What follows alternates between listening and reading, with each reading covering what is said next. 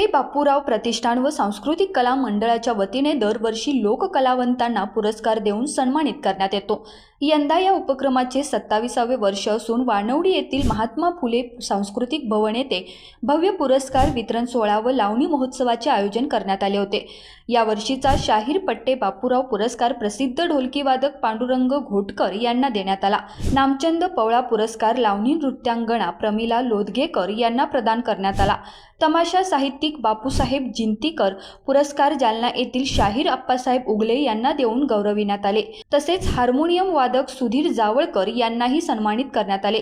या सोहळ्यानिमित्त आयोजित लावणी महोत्सवात मोडनिंब, सणसवाडी, पुणे, जालना आणि अहिल्यानगर येथील कलावंतांनी सहभाग घेतला। गण व गवळणाने सुरू झालेल्या या महोत्सवात पारंपरिक छक्कड, बैठकीची लावणी, उडत्या चालीची लावणी, बालेघाटी लावणी, शृंगारिक लावणी अशा विविध प्रकाराचे सादरीकरण झाले।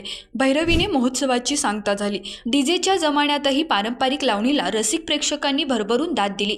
या कार्यक्रमास ज्येष्ठ विचारवंत व माजी आमदार उल्हासदादा पवार, माजी राज्यमंत्री बाळासाहेब शिवरकर, माजी महापौर व नगरसेवक प्रशांत जगताप, नगरसेविका उज्ज्वला जंगले, नगरसेवक नितीन गावडे, शिवसेना जिल्हाप्रमुख उल्हास शेवाळे, नलिनी कुलकर्णी, छायाताई जिंतीकर, किरण जिंतीकर, छाया कांबीकर, जय अंबिका कला केंद्राच्या सुरेखा पवार, साधना बँकेचे संचालक सुरेश घोले, प्रतिष्ठानचे संस्थापक अध्यक्ष जयप्रकाश वाघमारे, मित्रावरून झांबरे, डॉक्टर शंतनू जगदाळे, संतोष जगताप, रवींद्र चव्हाण, कृष्णा ढेरंगे, रेश्मा परितेकर, राम खोमणे, संदीप खुले, बाळासाहेब केमकर, प्रमोद रणनवरे, पप्पू बंड आदी मान्यवर उपस्थित होते। या कार्यक्रमाचे प्रास्ताविक मित्रावरून झांबरे यांनी केले। आभार प्रदर्शन डॉक्टर शंतनू जगदाळे यांनी मांडले, तर सूत्रसंचालन प्रतिष्ठानचे सचिव दीपक वाघमारे यांनी केले।